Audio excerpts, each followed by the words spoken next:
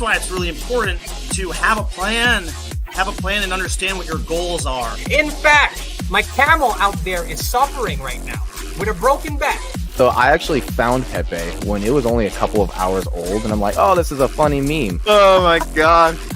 Yo! Who is this DJ? The old man is swing trading over years at a time. And it's like, that's where the real money is made. The answer is a permanent loss. With single-sided staking, you don't have to worry about impermanent loss. But really, at the end of the day, it's just the matter of a macro market. It's just what happens. If you're aware, if you're disciplined, you can hone that into further financial growth. Financial freedom, so we can actually live life and not have to be constantly living paycheck to paycheck. I mean, that's the ultimate goal, more or less, right?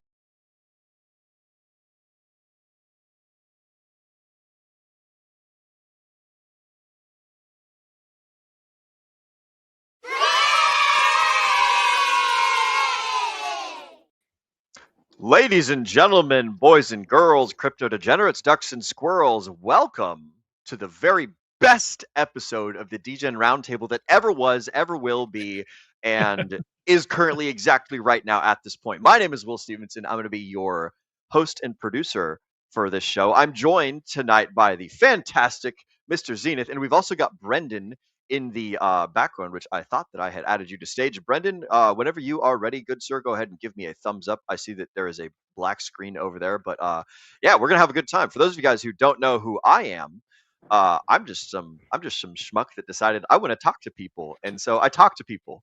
And in between doing that, I run around the States inspecting TV towers and helping my brother sell his business and stuff. But enough about me. The people that I'm joined with tonight, we're joined with Mr. Brendan, the anonymous bean. He is right here. For those of you guys that don't know, Brendan is the DGen Roundtable's macroeconomic specialist. And then we also have Mr. Zenith on the far side over there. And Zenith is the creator of the DGen Roundtable Book Club, as well as our legal and government analyst. So gentlemen, welcome to the show. I like your style, Brendan. This is very like Batman-esque. How are you doing, broski? What's new and exciting with you? I'm doing great. I'm doing well, man. Yeah, I'm in the car, so got a little bit getting home a little bit later than anticipated.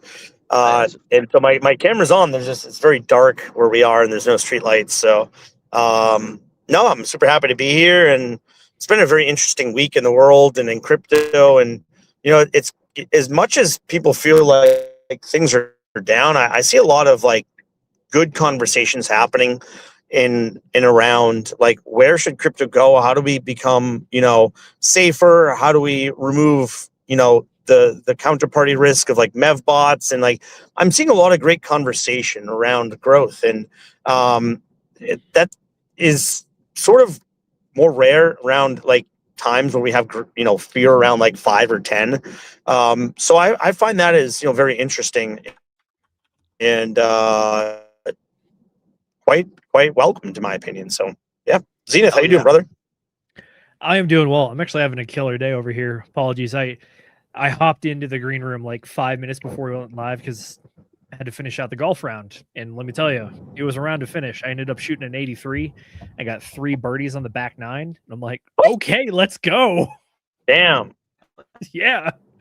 Like, that's fire, bro. Congrats. Yeah, it's a great round. Yeah, thanks. Birdie is shooting 1 below par. Par is what a scratch golfer would get, which is like the 90th percentile of golfers. But it was pretty good. Shot a 44 on the front 9, 39 on the back 9. But I gotta tell you, it was just, I'm living large over here because we're now officially in the, what is it, daylight savings time or post daylight savings time, whatever it is. So now, spring forward. There we go. The sun is out later. The course is closed later. The weather's nicer. I am living large. This is fantastic. I've been playing golf through the winter in like 50-degree weather. Today it was like 70 and sunny the entire time. It was just like, oh yeah, we're so back. We are so back. We are back. That's excellent, bro. I'm glad to hear that you. I'm glad to hear that you've had a great day as well, Brendan. I presume you've had an excellent day, also, amigo. Yeah. I did. Yeah, I had a wonderful day. We church in the morning as always on a Sunday. And then we went to a friend in the DC area for like he does like a Sunday dinner, and they're like, I don't know, 15, 16 people there. He made dinner for everybody. had some wine, had some good, deep philosophical conversations, and I only dropped, the word blockchain once, and so I didn't ruin the vibe too much. And no, it was a wonderful day. Will, how was your day?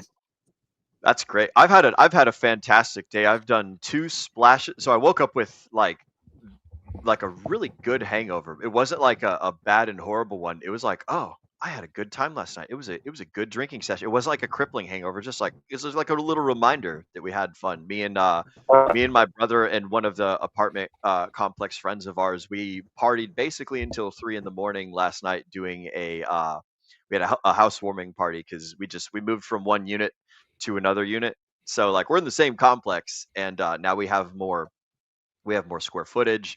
I have my own fantastic bedroom now, so I don't have to sleep on the couch anymore. So life is good. There Life we is go. great. And so yeah, we were up crazy late having a great time. And so anyways, woke up this morning around noon because my body thought it was 11 and the clock said noon. I had totally forgotten that spring forward happened. It happened in the middle of our party last night. So it's like it was super cool. So Sam and I went, like, we jumped in the pool and did not really a cold plunge because it's 60 here in Texas right now. But it was nice.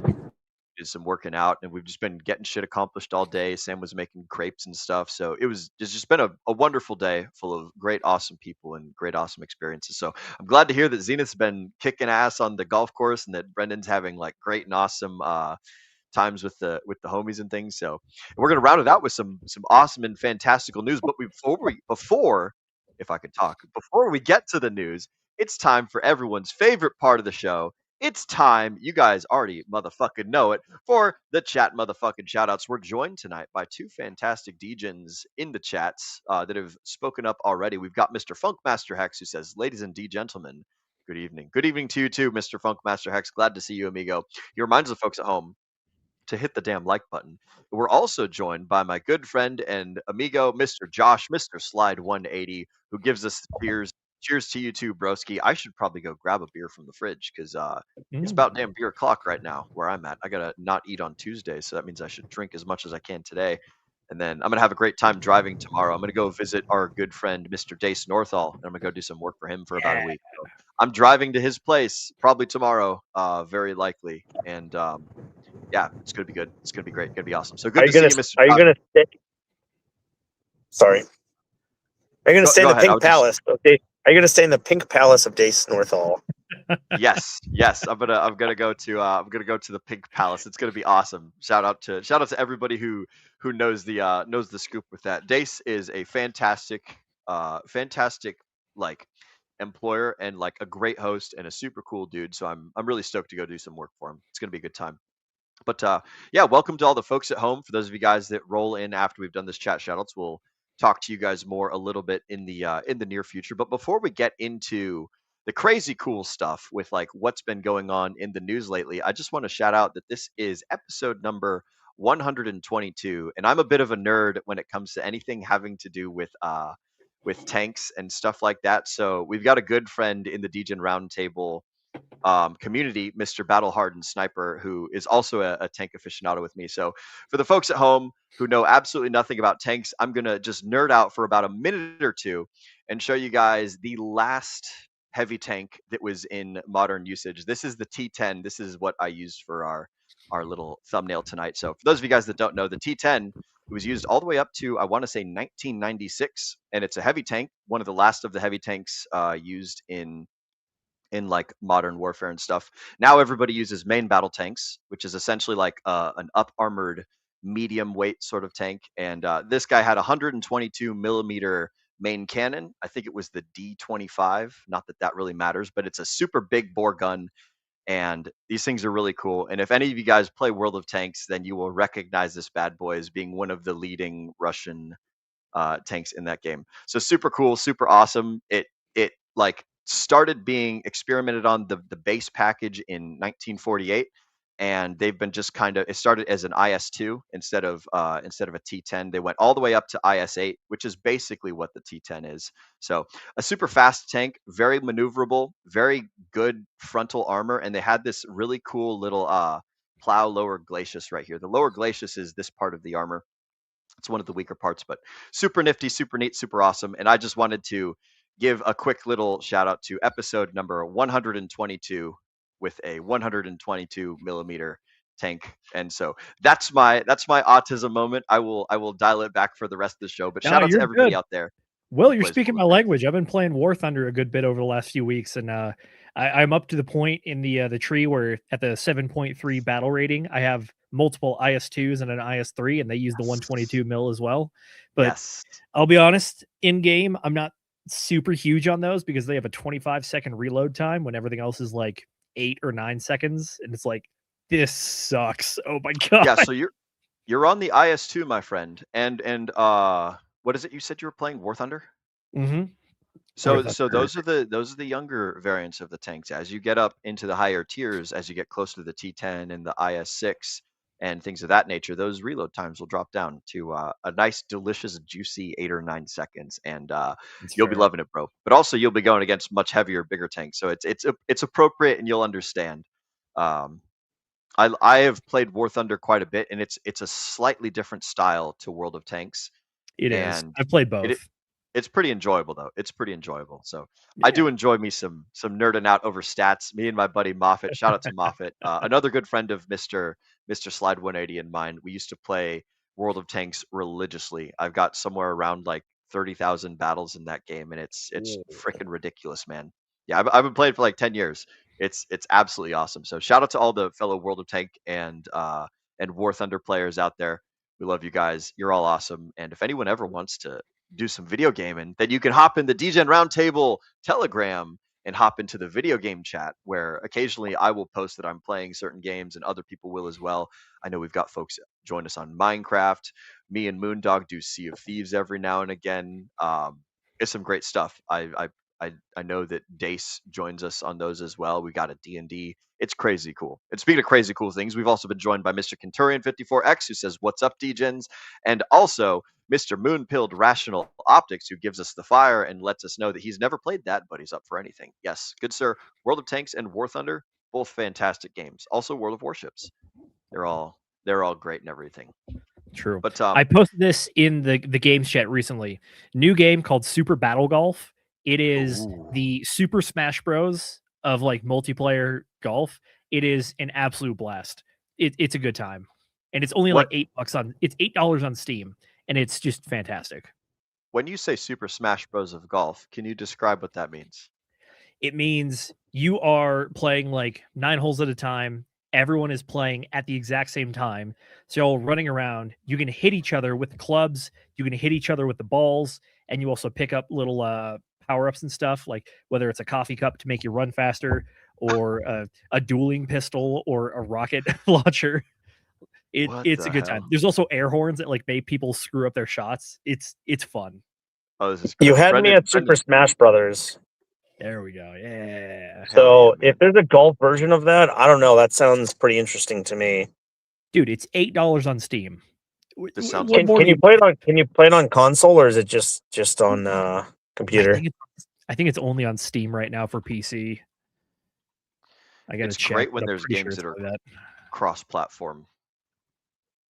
I know Minecraft is cross-platform. I know Sea of Thieves is cross-platform, and I know World of Tanks is semi-cross-platform. Yeah, only PC. Sorry, boys. What a bummer. Womp Mr. womp. Just Live is hopping in here with the golf thoughts. Golf with friends is good. They need to make it too. Ooh. That's another one. Yeah. If you're looking for like golf, like multiplayer ones, Golf with Friends is a good one. Golf It is also another pretty good one. But yeah, there's a decent little genre there. It's not like hardcore golf or anything. It's more of just like chaotic mini putt, or like putt really. So if that's what you're looking for, yeah, those are all great games. All fantastic. I've played them all.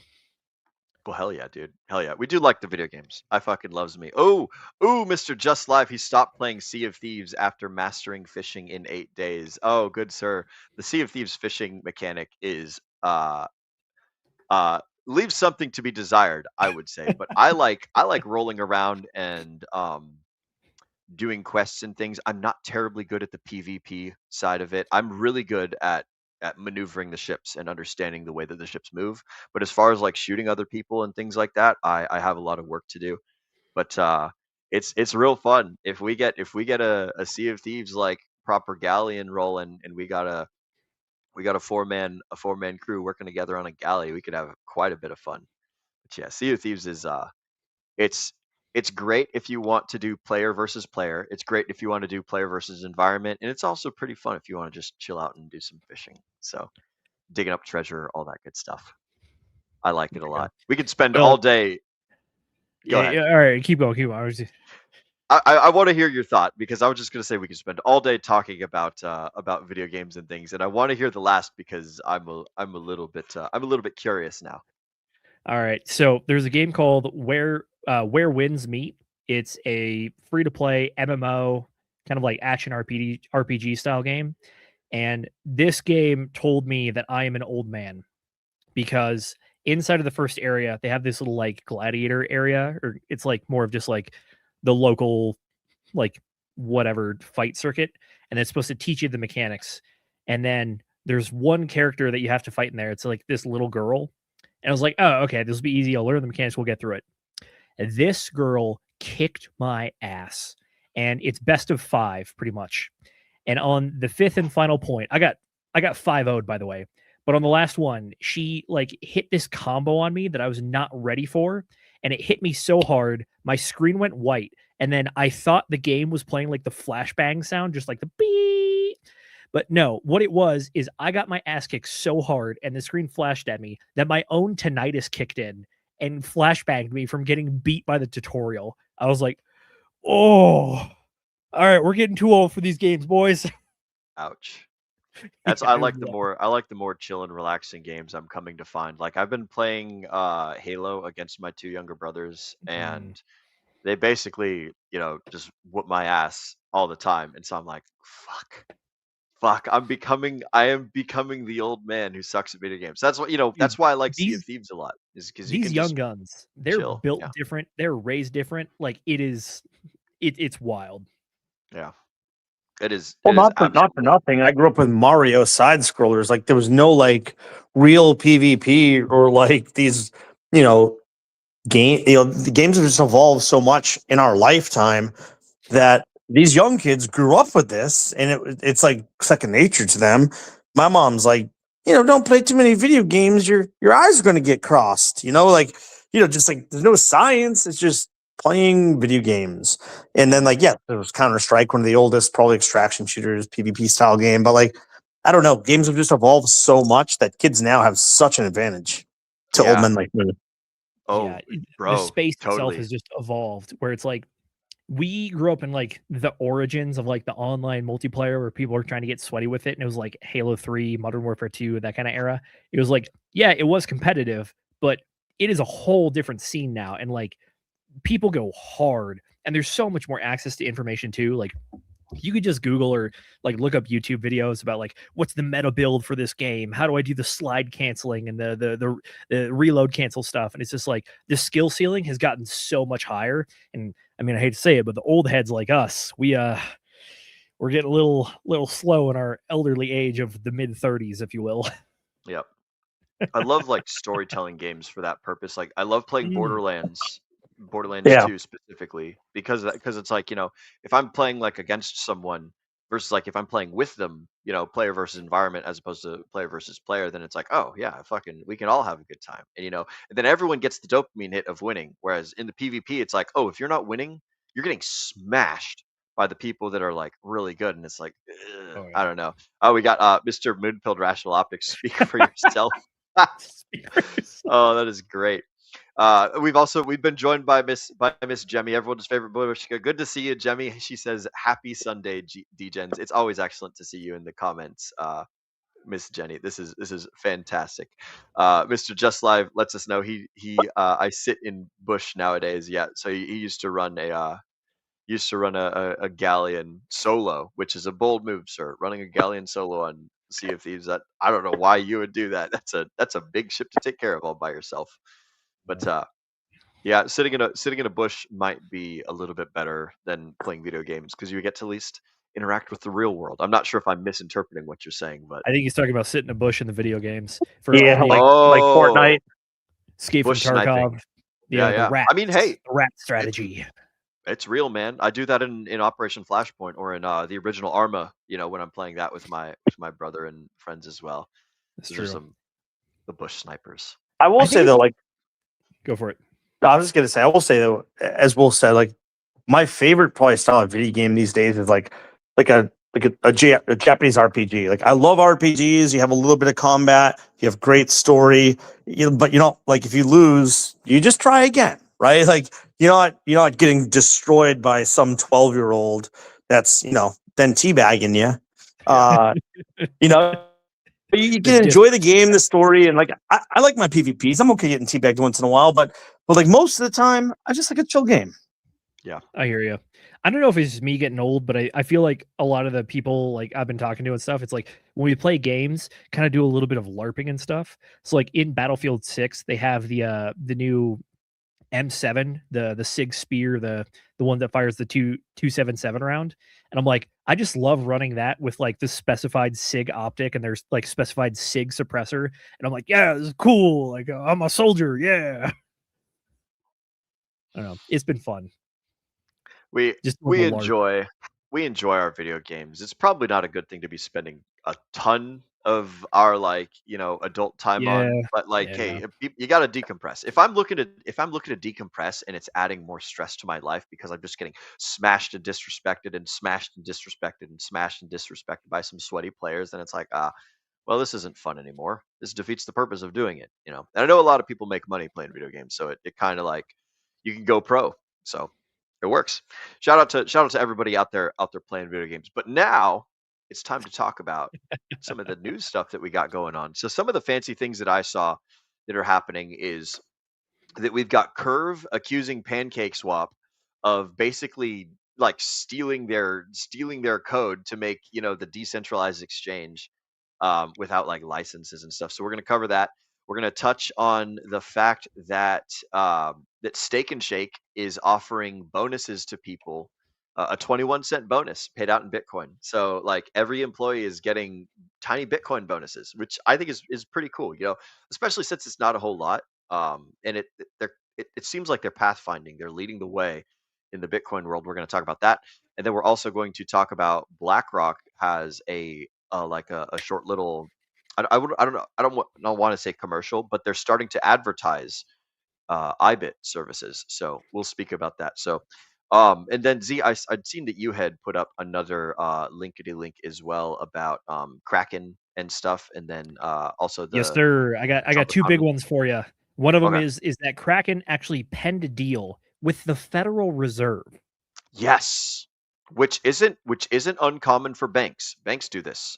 But the fact that Kraken was able to do it is pretty fucking this cool. one is especially interesting. And then additionally, we also got the big one. We got the jobs numbers for February, which they were not great, but it's more of a kind of a feed-in story about like what's the overall trend going on. So like, yeah, we got jobs data. We'll try to interpret it, be like, okay, what does this mean? What is actually going on? I found a story that very much was like president bad, boo, jobs go away, boo, president. And it's like, okay, all right. We'll parse your interpretation here and get down to the truth. Yeah, do we want to start with the jobs numbers since that's the big thing, and that's something that both of you guys are generally pretty good at? As I recall, Brendan, you pay attention to the jobs numbers as well, I think. Yeah, let's start with some jobs. Trump rocked by shock, disastrous economy downturn. I love how your aspect ratio keeps this part of the screen like well used up there. That was I don't know if you planned that, but that's I did not, but I'm happy that it worked that way. Alrighty, so what we got here? The U.S. economy lost 92,000 jobs last month, and the unemployment rate ticked up as President Donald Trump was hit with a fresh round of abysmal economic numbers. The unemployment rate ticked up slightly to 4.4% in February from 4.3% the month before. It comes down as the number of jobs added at the end of last year was revised down by 65,000 in December, meaning the U.S. actually lost 17,000 jobs that month. Okay, all right, excellent spin. Let's see what we got going on here. Heading over to the old Chez Jipata. I like that. U.S. jobs report, last 6 months, original versus revised. Okay, so February is the month that we're looking at here. These are our initial numbers that came out. It appears that the economy lost 92,000 jobs. And then if we look at the previous ones, there was a total revision of down 4,000 jobs in the month of January, but it's still plus 130,000. It was revised down to up 126,000. December, you might remember this one when we covered the last Fed meeting. It was revised as came in at 48,000, but then Jerome Powell had the speech where he's talking about like, hey, this might be up, might be down. Our estimates say anywhere. It's usually 50 or 40,000 lower with give or take 20,000 either direction on top of that, which I got to hand it to Jerome on this one. The man was pretty much spot on, especially for that first revision. It went down to about minus 17,000, and then it came back down finally towards minus 65,000. So what are we looking at for our overall trend here? Well, what we're looking at here is pretty much minimal to no growth overall, which if you've been following the channel, we've been covering this for pretty much like the last 9-12 months effectively, which is like, we haven't seen a lot of layoffs, but we haven't seen a lot of growth either. And then in particular, over the last 3 months, we've seen Amazon announce that they just outright came out and said it, which is like, yeah, we laid off 16,000 people and it was AI based because we felt like we could replace these people. Now we're looking at the month of February, which is the economy lost effectively 90,000 jobs. If anything, I expect this number to actually go down a little bit. But the grain of salt to keep in mind here is like, this is one data point. The jobs market is constantly in flux, especially when it comes to the seasonal trends and whatnot. But overall, if we look at what we've been seeing through the data, if we head over to TradingView, the unemployment rate has been on rise pretty much since April, May of 2023. And then the trend is pretty clear. Yes, our article here does give the very damning headline of Trump rocked by shock, disastrous economy downturn. It's like, okay, what's the downturn? You had unemployment tick up by 0.1% in a 1 month time frame when back in November we were technically higher. So it's like, is this anything new? The answer is kind of no, but it continues the overall trend, which is that we had a really strong economic outlook back in 2022, 2023, obviously because we were coming off of that right there, the COVID dip especially. So the unemployment rate has been ticking up, but if you remember back to all the different Jerome Powell Fed meetings we've covered, the Jerome Powell came out and just said that like, yeah, somewhere between 4 and 5% is a normal, healthy amount of unemployment rate. Granted, that is kind of like the old head perspective, or I guess like pre-2019 perspective, which is like, yeah, 4 to 5% for transient job seekers, aka people that are going in between jobs. That makes sense. But the new perspective that we've really added in over the last 2-3 years is that the economy is changing. Jobs have been changing. AI is a large part to do with it, but also the overall business, the business environment has another part to do with it. So hear me out.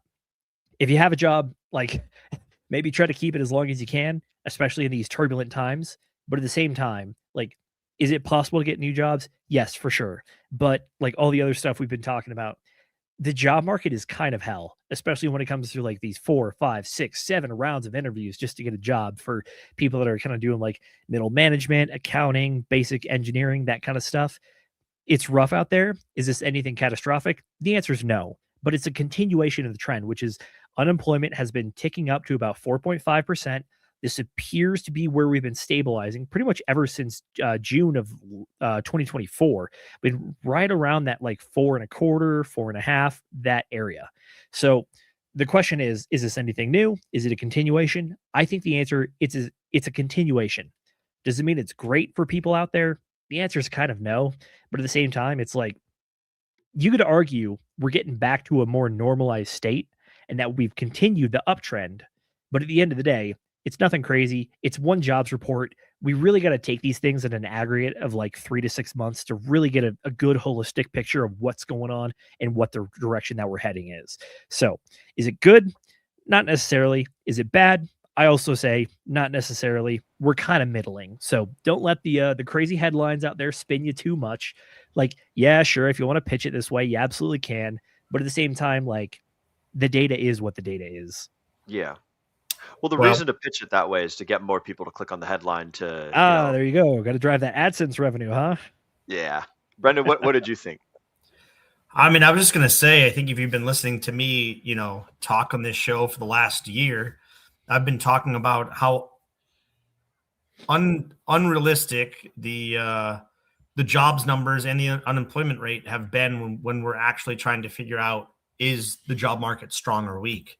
Because the data, the high level data has been saying a lot of things, as in like, oh, we have a strong job market, we have low unemployment. But if you actually looked at the numbers, underlying what they're actually trying to pitch to the public, it told a very different story. And last year we essentially had all of these jobs gained, and then when they revised the jobs, we had like almost nothing gained last year as far as like jobs created.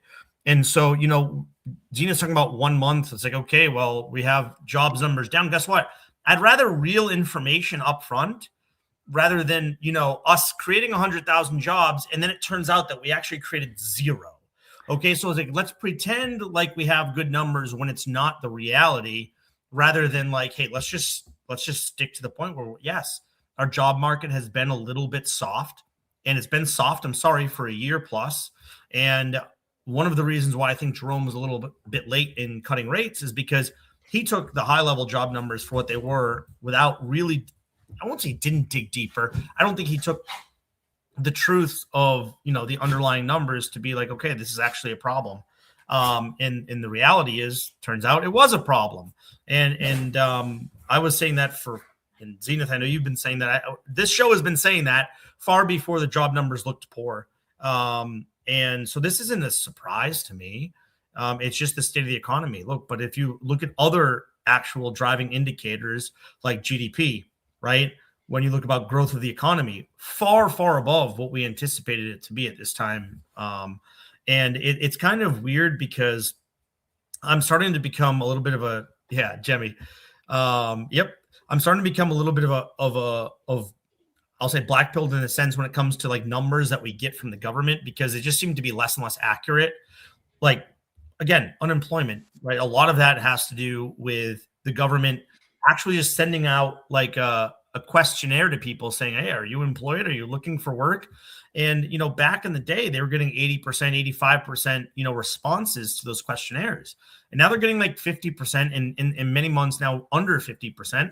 And it's like, how can you take the data when you're not even getting answers from 50% of the people and think that it's one accurate, and two, why aren't you adjusting how you're looking at jobs data if the numbers that you're getting are pretty clearly over the past year fairly incorrect?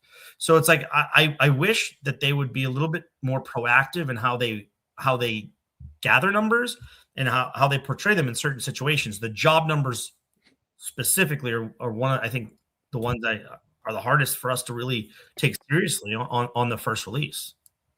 They've been doing a bad job of measuring the data, right? It's been is this the same thing that we've been talking about over the last year or so, Brendan, about how they will use different timelines to measure things and they will get things from different places and the measurement stuff? Or are you talking about like their tools are unusual?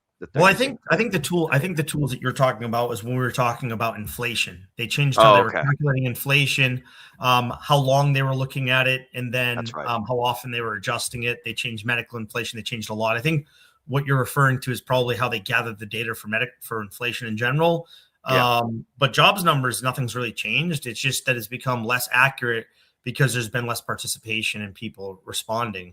And this has been slowly happening, but there are no changes. By the way, there's far other better indicators out there to get job data. They're just not using it, and that's what kind of sucks about it. When I talk about underlying numbers, I'm like, you can actually get more accurate data. They're just not using it. That's it. I had pulled out my brother's scale. For those of you, for all my engineer friends out there, this is what in the drafting world or in the measuring world we call a scale, and what it is it's a ruler. The whole three-sided ruler. A three-sided ruler with a whole bunch of different markings on it for measuring things. For measuring the same things using different scales of of like whatever. So like this one on top is a 3/8. Different ratios, pretty much. Yep. Different ratios. So the analogy that I was going to use is like, oh, they've been changing the way that they measure the same thing. But I think that I was referring to the inflation data and stuff, and I had forgotten that it was totally separate from jobs. But the important thing is it's good to measure the right stuff using the right tools, and it sounds like that's what the good old government has not been doing very well, which is a tragedy if those tools really do exist and like they're not measuring the well. inflation data is really the one where you can especially kind of skew it based on the time frame that you look at. When it comes to the unemployment rate, the big issue that we have on that one is like what Brennan previous mentioned, which is the way that they collect data really is the issue, because what they effectively do is just call households and then keep calling them every month, hoping they pick up. And then based on the return rate and then the answers that they get, they try to estimate the amount of jobs that are actually grown or lost out there. So it's different ways you look at it. So if it's inflation, it's like, are we measuring year over year? Are we measuring quarterly? Are we measuring with seasonal adjustments, that kind of stuff? But with the unemployment data, it's hard because they only count you in the labor force for a certain amount of time. And if you're unemployed for enough time and you don't get a job, you actually fall out of the data as well. And that's one of the things that we've been harping on over the last year, especially with the data that we were looking at, which is like, there are a lot of people that have been seeking jobs long enough that they've fallen out of the data to the point that the data almost looks like it improves slightly because they're no longer counted in that source. So yes, like the ruler analogy here, it all comes down to how you measure. When it comes to the overall economy, this is one of the factors that we're looking at when it comes to many of the factors we look at, whether it's the PMI, unemployment, inflation rate, GDP, growth, S&P 500, Bitcoin price. All that stuff factors into one window to try to create a vision of what is the investment forecast that we're looking at, and what are we looking at for potential growth, seasons, cycles, all that kind of stuff. And by the way, I will have to say, if you're interested in keeping up with this data, there's a Twitter account that I found. It's pretty darn good.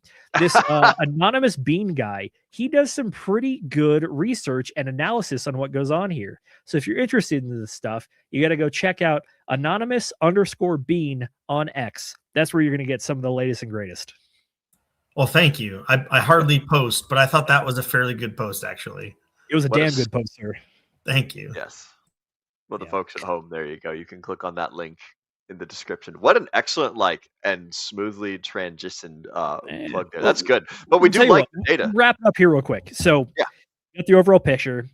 Jobs numbers for this last month doesn't look good. Overall picture doesn't appear to change that month much when it comes to unemployment rate. Does this affect how we're looking at the overall environment, especially as crypto investors? For me, if number is low, buy. If a number is high, sell. That's all that I need to know, baby. So I'm not personally taking it into account. If I was someone who tried to take in all the information before I made the decision, with the intuition that my information that I have will forecast the next couple months of things that I could do, then yeah, I would totally take this into consideration. But because I play it the peanut brain diamond hand methodology, I don't take a whole lot of this stuff into. But that it's my way is not for everyone, and my way is also very painful and sucks. In the short term. In the short term, it's very painful. Yeah, and presuming that we're not fucked, like Mr. Eddie is saying. There's more to it than that, sir. I swear. There's more to it. Yeah, but what about you guys? Do you guys take this information into account with your cryptocurrency investments and things? I mean, I take the job data into consideration based on it affects the interest rates, cutting or raising. It's one of the biggest factors for the Fed to cut or raise, and interest rates do affect markets. And so I take it with a grain of salt on the surface, because again, I think the data is kind of weak, but I know that the data is important to the Fed. So I do try to, overlay it with how the Fed's thinking and, what they could potentially do with this data for a point of potentially cutting rates in the future, which in theory helps long-term for us, but we'll see. I've got an analogy. You might not think that the information is very good. It could be like, a rotten apple, but you know that there's a very big and powerful pig out there that's going to eat this rotten apple and this pig's going to make a decision as to whose house he tramples down and whose house he doesn't trample down. So, You're like, you know what? I have a whole bunch of houses. I should pay attention to what goes on with this rotten apple and where which pigs decide to eat it and things like that. That's my shitty analogy. Zenith, what do you got? I think that this is one data point. I will need more confirming data points to verify that a trend is going on. But in the grand scheme of things, this is one data point that doesn't look great. Yes, down 90,000 jobs for the economy overall in an era where we're looking at like up 15,000 on average on a monthly basis. So is this one fantastic? The answer is no. The odd point for me, though, is that over the last couple of weeks, we've also pointed out that the PMI index is also getting over 50, which is a 0 to 100 index. And anytime it gets over 55, it's usually running pretty hot. So we're at this point where the manufacturer's index, the PMI, is starting to climb. We've also gotten a decline. Keep in mind, this is for last month of jobs. These things should theoretically be kind of in the same vein. So honestly, the way that I interpret this one is that it's more mixed signals. And if we look over at the overall markets going on, this is the S&P 500, by the way. We've kind of been chopping sideways for a good bit, pretty much since October. Yes, we've been at all-time highs, but as it stands right now, we're currently on our swing low here, right at the edge of the range at 670, as opposed to being close to 700. But at the same time, it's like, what's going on in the world? We got the Iran strikes going on. Obviously, the Strait of Hormuz is being blockaded. Oil prices are going up a little bit. So am I surprised by this? The answer is no. But do I think that this breaks the overall trend? I think the answer to that one is no. The overall trend will continue, which is like, yes, S&P chart go up and to right forever. Look at that. Here, there's your weekly. Wow, look at that. Kind of goes up and to the right. Look at that. But when it comes to the overall landscape of what we're looking at here as crypto investors, we've been doing the big debate about whether or not the 4-year cycle is true. Are we in the bear market? Are we in an extended bull market with a dip down? I think that, honestly, nothing too crazy is going on. Kind of the status quo is that there is usually a little bit of craziness going on anywhere in the world as it stands. So is the U.S. headed for recession? I think the answer is no. The economy is changing thanks to AI. Yes, we've seen that. But at the same time, as crypto investors, I think we have bigger fish to fry than the jobs numbers. Do the jobs numbers look great this month? The answer is no. Do the jobs numbers look like they've looked for pretty much the last year? The answer is yes. So the trend continues. And yeah, the whole point of this segment is like, look, the headlines might be bad, but the status quo continues. That's my take.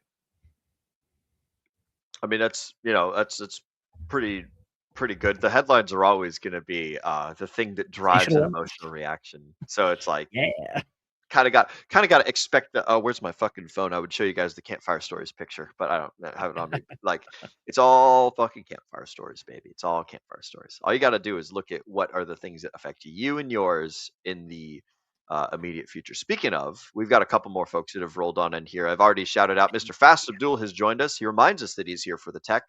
We've got Jemmy agreeing with Brendan, talking about the info being doctored and stuff. So abso-fucking-lutely right over there. We've got again Mr. Eddie giving us the opinion that even if we get a stimulus, it's better to keep that money liquid than it is to probably invest it. Who knows? That could be a good strategy, Mr. Eddie.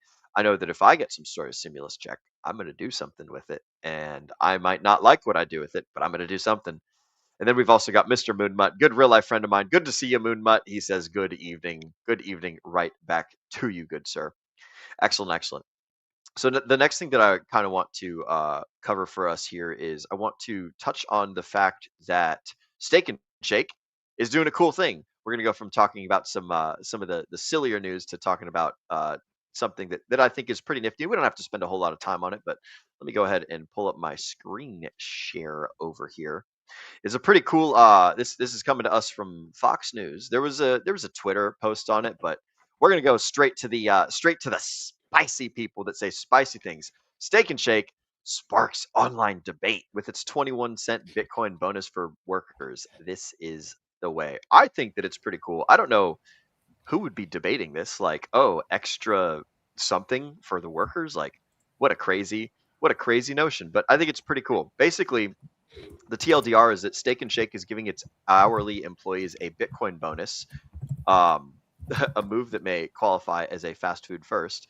and apparently it's drawing strong reactions online. But it's pretty much that, like, all employees are earning 21 cents every hour in Bitcoin. So, it's like, hey, congratulations, you got a sort of kind of raised bonus thing, but it's like 21 cents an hour. It's not nothing, but it's not like significant. But it's kind of cool that the employees will have some sort of Bitcoiny thing now. Does this is it custodied by Stake and Shake, or do the employees have to set up a wallet? Like, there's probably some questions about doxings and things, but I think overall this is like a pretty cool, interesting thing to do. They're a big corporation. They're pretty they're like nationwide. They've got a ton of chains. I want to say they have over 1,200 chains somewhere around or 1,200 franchise, something like that. And I pulled that number out of my ass, so I got no idea how much, but the general idea is we look to pay the best to obtain the best so we can give the best, which I like. That's a good campfire story. And also we take care of our employees who take care of our customers, and the results can take care of themselves. So pretty nifty. And this is their post from, I think that this is, I don't think that's Twitter. I think this is the other one. Oh no, it is Twitter. X. All right, there we go. Yes, from What's X. Twitter? Yeah, What is yeah, it Twitter? is X. It's X. Not I thought this was Threads for a second. The thing Instagram based from- one. Yeah. But Yeah. So a quick little nugget there. What do you guys have thoughts regarding Stake and Shake starting to pay people in a nifty thing? Oh, there you go, Zena. Thank you, sir. I guess I'd say I didn't know this was still news. They announced it in January. It just started March 1st, but I feel Yes. like we talked about this at some point on the show already. We did. But I think it's cool. Look, there are some things, right? It's not like, hey, you get 21 cents of Bitcoin, you can sell that every week.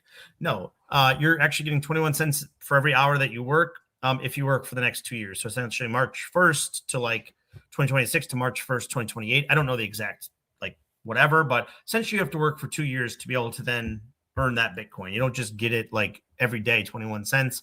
But I think it's cool. Like, they're giving opportunities for people to, learn about something in the future, have a stake in it, like Stake and Shake.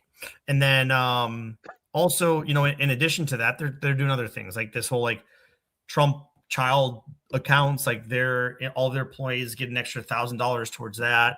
I guess if they have a kid, I haven't really looked into that so much, but I think overall, I like some of the things that Stake and Shake are doing.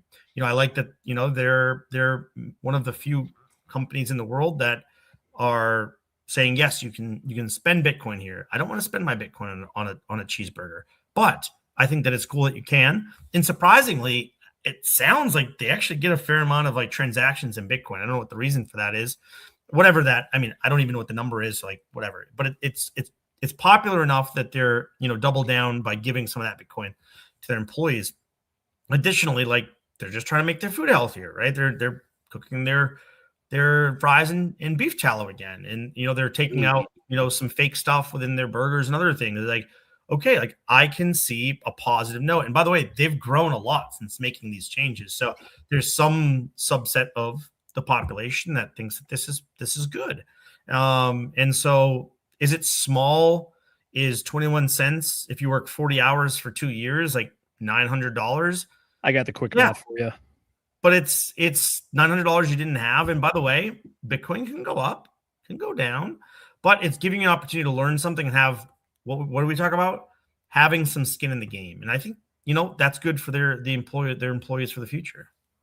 Yes, sir. So 21 cents at a 40-hour work week equivalent turns out to about $8.40 per work week. Multiply it by 50, which is kind of how many weeks people work in a year. That turns out to about $420. Nice. So look, $420 per year. Is that a lot? Not really. Is it something? The answer is yes. And like Brendan, you said, you got to work. What was it, a year or 2 years to get this? 2 years. 2 years. Okay. So at minimum, you're looking at like $840 at current prices pretty much. So will the price fluctuate? Yes. Could be up, could be down. But at the same time, it's pretty much an effective $1,000 bonus if you stick around for 2 years, which for the average fast food worker, like, yeah, that sounds like a decent time frame. But keep in mind, these are people that are either very young or very low skilled labor. So 2 years is about the expected stay in that kind of industry for sure. So extra $1,000, yeah, sounds nice. Could definitely pay for a good little weekend vacation, a little bit of a stipend to the old the savings account, the pre-tax one, the yeah, Roth the IRA, IRS excuse me. Yeah, the or IRA. IRA. Yeah. So is it a substantial amount of money? Depending how many workers you got. If you got, I don't know, 10,000 workers, 100,000 workers, if you're looking at 1,000 workers for $1,000, that's $1 million in Bitcoin right there. If you keep scaling it up, well, keep scaling up itself as well. Like Brendan mentioned, we covered this one a bit ago, which is that Stake and Shake was actually getting into the crypto game. What that means is that it's more people being told about Bitcoin and having skin in the game, as you mentioned as well. So it's going to grow the user base of people that are actually inside of cryptocurrency. Sure, if they just sell it outright, just put it right into Coinbase, right into USD, yeah, sure, it's still something. But at the same time, it's exposing more and more people to crypto. And hear me out. I did not have Stake and Shake at the top of my list for winners of 2025 and 2026, but at the same time, they're doing pretty well. So it's a good amount of exposure. It's a good amount of indoctrinating people into the whole crypto pilled world. So it's not going to necessarily move the needle, especially when we're looking at what is effectively a $2 trillion market cap for Bitcoin itself. But at the same time, it's more awareness, it's more usage, and it's more on ramps. And gosh, we've been talking about on ramps here for a long, long time. You know what like kind of interesting, and I was just thinking about this a second ago, is like, what if instead of Bitcoin, like every 2 weeks they gave their employees a like a pair of channel locks, or like a hammer, or a ruler, or something, like if just every couple of weeks it's just like, oh, I'm just gonna give you a cool little thing. That's a It's like, pretty good analogy when it comes to like the monetary value that's being exchanged here. Yeah. Because look, if we sign on for a job, I don't think we're really going to take into consideration like an extra $400 or $500 at the end of the year. But at the Yeah. same time, like just getting some like tools of the trade, some stuff to take home, some consumables throughout the course of your 1 year career there, yeah, it'll make it definitely a bit nicer. This one's less tangible for sure. But at the same time, if you're putting it inside of that long-term investment mindset, typically like we kind of like put things in the mental boxes. And if you have money in the long-term mental box, odds are it's going to stay there. Mm-hmm. And like plenty of workplaces put out free coffee. Plenty of workplaces like will have like a little snack bar that you can like get goodies from, or things like that. I know that one of my friends works at a Google data center. They basically have like an all-you-can-eat yogurt bar open all the time for everyone. They get like meal vouchers for like the guys that work security there. They get meal vouchers, and they have a special deal with like Uber Eats to like, hey, you like, when our employees ask for something, you just bring it to them and it goes on the Google charge sheet. So it's like, companies do cool financial things for employees, and they give incentives all the time. And I think that it's pretty awesome that they've branched out into the crypto sphere. And anyone who would argue against this is clearly a communist and a snake, and they deserve to be educated and corrected and persuaded to come over to our side of the aisle. So go ahead. I was just looking up how many employees Steak and Shake has, and they Uh-huh. have like 20,000 employees. Over 20,000 employees. 20,000 like countrywide. So like, yes, they're not paying this out right away, right? It's like 2 years, so like it's going to be paid out at different times for different people, my guess. But like, if you just take 20,000 people times $843, that's over 16 million. Like, that's not a small chunk of change that they're giving back to their workforce. And it sounds small from an individual standpoint, but it really isn't. And anything that you're giving for free, right? This isn't like, hey, you have to do something. No, like, this is just something that they're adding to the compensation package for their employees. Do fast food workers make a lot of money? No. So I think anything additional is beneficial. Although I feel like every time I drive by a McDonald's, it's like hiring $18 an hour, hiring $20 an hour. I'm like, doesn't look so bad, but doesn't sound so good either. Yeah. It's also like, what can you do with $20 nowadays?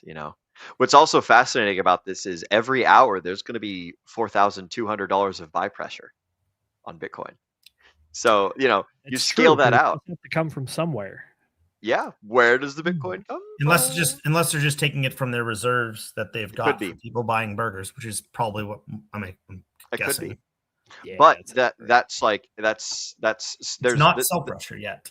yeah, the asset has to come from somewhere and it has to go somewhere. And so if they're going to hold on to it for 2 years, then that's 2 years of no sell pressure of X, Y, and Z amount of Bitcoin and theoretical buy pressure and or just like taking it off the market until they dish it out to the employees who, what are the employees going to do? Who the fuck knows? But like, it's like, this is guaranteed volume of some sort, which is kind of cool. And if you scale this out to tons and tons of businesses start doing this gets popular, then it's like, oh, now Bitcoin has dominance over the dollar in the world of like people getting compensated. So I think that's pretty fucking cool and pretty awesome. So I like it. hello, buy pressure from Hex Glenn. Yes, Hex that's Glenn. right. By the way, we've been joined by Mr. Hex Glenn, who says hello. In addition to that, we've got Mr. Marcus has hopped on in here. What up, all? Good to see you. Popped in as well. Hey guys, also everyone's favorite Farmer Brown. That's enough for a hooker and an 8-ball of that Hunter Biden's favorite party drug. Yes, there you guys go. It certainly is Oh my enough for gosh. all of that. And we've got Mr. Eddie, who reminds us, when are we going to start talking about egg prices again? I don't know. Egg prices. I'm sure that it'll come up as soon as people get interested in that sort of thing. But there you go. Can one of you guys take the helm for a second? I have to address something right quick. I'll be right back. Yes, sir. Take it. Alrighty, which one are we going to next, Mr. Brandon? Take it away, whichever you think. I'm a jack of all trades here. Jack of all trades, you say. Very well.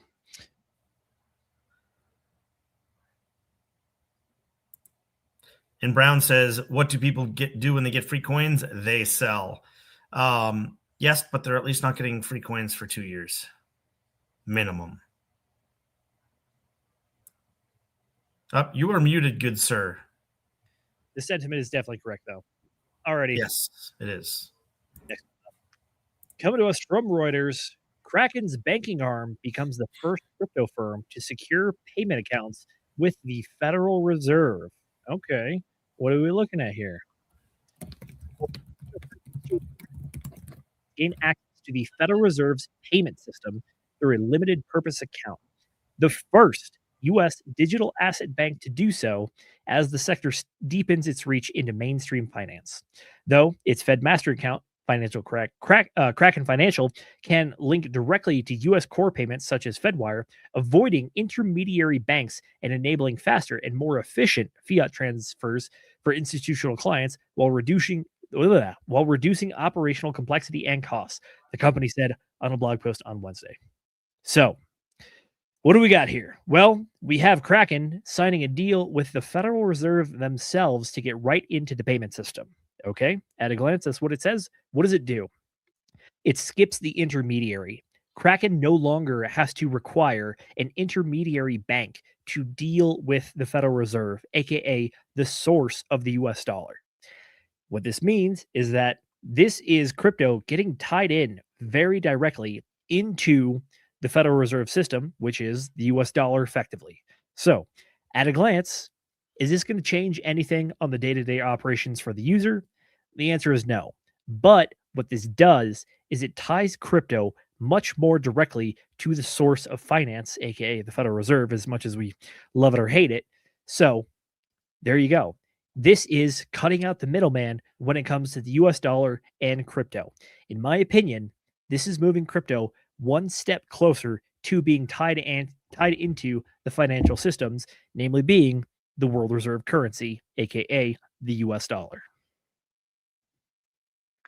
I like this so much because this is like heavily having to do with a bunch of the stuff that I've been learning about from Brandon Joe Williams regarding specifically the Federal Reserve discount window and the secondary market for unconditional promises to pay and unconditional orders to pay. So basically promissory notes and bills of exchange. So like what's really cool with this now is this basically makes Kraken able to do loans direct from the money printer, because that's how money enters circulation. Is banks send in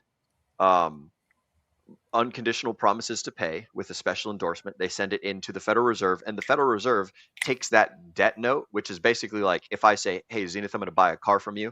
I'm going to pay you fucking $40 sometime in the future," and then we both like sign it and endorse it, and then we take that note over to Brendan and we say, "Hey, Brendan, this note is the same as $40, right? It's super cool." And Brendan's like, "Oh, that's fucking sick. I like it." And then Brendan goes to the Federal Reserve and he says, "Hey, Mr. Federal Reserve, I got this note from Zenith and Will. I would like $40 of promissory notes from the government to the Federal Reserve. Can you make those for me?" And then the Federal Reserve's like, "Absolutely, broski. Here you go. We're going to take that security because it is a security, and then we're going to give you these $40 redunis." And so then Brendan gets the $40 redunis, and Brendan goes and gives the notes to Zenith or to me or whatever the hell. And yeah, that's how money's made. So this is really cool that it's like directly tied into our space. So I don't know what the implications are going to be long term from this, as far as like, is this going to put more control pressure on cryptocurrency? I'm inclined to think that it won't, simply because crypto is pretty free and wild westian. But I love the fact that there's, our thing is closer to the thing that we're trying to beat. So I'm hoping that it works pretty well. And Kraken has a track record of not being like a horrible exchange. So there's like, Binance has some, they've got some shady things going on in the past. FTX has collapsed. Coinbase will freeze users' money all the time. I can't think of any issues that I've heard of, just off the grapevine that have come from Kraken. So it's good to hear that an exchange is doing some cool things. And I believe that Kraken also allows users to do stock market exchange stuff as well. So trading in the traditional market. Now I could be wrong on that. But yeah, I thought that this when I saw that you put this article up, Zenith, I was like, they've got an account set up with the Fed. Oh man, this is gonna get spicy and interesting. So that piqued my curiosity for sure. So for me, I think it's cool, right? I think initially they have a 1-year approval. It's called a skinny account. So they can't do everything that a bank can do with the Fed, but it does blur the lines between like crypto and traditional finance. And, Kraken has its banking arm called Kraken Financial. So it's not like Kraken, the crypto centralized exchange, is able to access the Fed, right? It's like this banking arm. And not for nothing, they applied for this like 5 or 6 years ago. So this has been a long time coming. It wasn't like they applied for this like last month and they get approved. No, this has been something they've been working towards for a long time. And even to get approval, I think if I were in traditional finance still, the banks are probably a little annoyed by this because it allows Kraken to deal directly with the Fed, right, to settle things without having an intermediary. What does that mean, right? Like we talk about decentralized finance. Our intermediary is a centralized exchanges. And now them between the fiat that we deposit, there's another intermediary. So this cuts out one of those intermediaries between us on-ramping our fiat to a centralized exchange to be able to buy crypto. I mean, I think that's important. I mean, the less people touching the money, the better. Is it still a centralized exchange on the crypto side? Yes. But I don't know. I feel better about it bypassing, one layer of the financial system than they did previously. So I think it's a small step, but I think it's a big step in what this could mean moving forward for other crypto exchanges and what it could mean for the overall banking system. And like, we have legislation right now in the Clarity Act and others that's trying to, give crypto exchanges and crypto companies more power than the banking system wants them to be able to have. For example, how much yield do they want to pay on your stablecoin? Like, yes, I don't know, back in the day when I was growing up, like I was getting like 2% on my stupid $10 savings account as like a child. So the banking system has slowly decided they don't want to give you any money for your money, even though they're making arms and they're making money hand over fist. And crypto's like, well, we're happy giving you 4% on your money. And the banking system said, well, that will put us in a terrible spot. No, you'll just have to also decide to give, real amount of return for the money that you're getting from the people. By the way, the banks have been taking advantage of you and your money for a long time. And I hope at some point the crypto exchanges do challenge the banks to be able to at least put them in a scenario and say, okay, fine, we'll pay you X% on your money so we can be competitive in the current market. Because I'm sorry, markets need to evolve and they need to change, and we need someone to challenge the banking system. And is this a small thing in what it is right now? Yes, but it does lead to a much larger opportunity for crypto exchanges to try to ease their way and wedge their way into the traditional finance of the banking system. So is it a huge thing now? Maybe not, but it is big when it comes to crypto exchanges and blockchain companies actually starting to become legitimate companies in the traditional banking sector. So I do think that this is going to lead to some bigger things down the road. Like, it takes a long time for things to evolve, right? And it has to start somewhere. And I think this is a good starting point as any. And so that's a long-winded version for me to say I think this is awesome. It doesn't mean a lot for us right now, but like, it's just one more battle of like traditional banking system versus crypto companies, which we're going to see more and more over the next, several months and years as they fight for power within the financial system. That's very true. Gosh, I remember back in the day, had the old summer job that we were doing, saved up $500, and my parents convinced me to like, oh, you should put this in a CD, or a certificate of deposit, because like, it's a substantial amount of money. Well, you'll get a good return on it. The return was like barely 5%. And now in today's day and age, it's like, you'd be kind of lucky to even get that on a CD these days. So it's like, look, I'm entirely right there with you, which is that the best marketplace we can have is a competitive marketplace where we actually see people competing for interest rates based on what they can offer through their business models. And you and I both use this word, which is that we're cutting out the middleman, the intermediaries. And yeah, this is some marketing shtick that you see from like, oh, Tacoma golf clubs. We cut out the middleman. We're selling right to the customer so we can save you 10%. It's like, yeah, okay, cool. But no. The intermediary or the middleman that is being cut out at this point, when it comes to this kind of a deal, is the banking system itself. We've been talking about this for a while. Back when it was Silicon Valley Bank and Signature Bank, aka the death of the last middle to small size bank, the crypto exchanges have cut out the banking industry, one of the largest industries in the entire world, and they're dealing directly with the Federal Reserve. Is it a crazy statement to say? Yeah, kind of. Is this going to have an effect on every day-to-day users? The answer is not really, because you're still going to be dealing with the central exchange itself. But from the overall landscape here, I happen to think that this is honestly a pretty massive news story. This is the crypto world getting a solid, very solid foothold within the global ecosystem of the markets. They can cut out banks entirely and just deal directly with the Federal Reserve. Granted, we still have, a lot of qualms with the Federal Reserve, me and Will, especially over there on the book club, where we've covered a multitude of books talking about whether or not this is a terrible idea. Hint, the answer is kind of yes. But at the same time, like, this level of move, I was not ready for when I hit my newsfeed this week. This is not going to change your day-to-day use with the crypto exchanges, but this is absolutely a power play when it comes to the overall economic markets, especially when it comes to the financial markets. Those are the largest ones out there, the most power. And the crypto exchange, Kraken, it's not the number one, but at the same time, it's not the smallest either. And they found a way to sign a deal with the Federal Reserve. Yeah, it took them 5 to 6 years to do it, but guess what? That's a hell of a deal. Let's go. I threw a meme up if you wanna take a look at that, Mr. Zenith.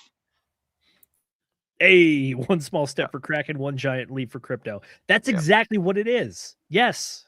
Mm-hmm. Yeah, exactly. And Zenith, I think you said something that was really important. I said it without putting it into words.